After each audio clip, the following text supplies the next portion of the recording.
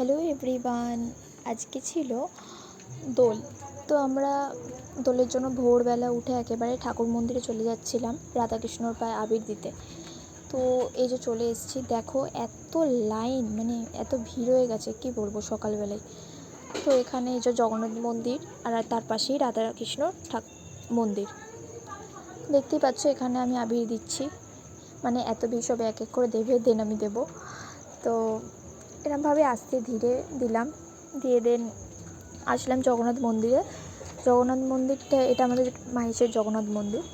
তো এই যে জগন্নাথ দেব, আর এটা আমার মা কালী।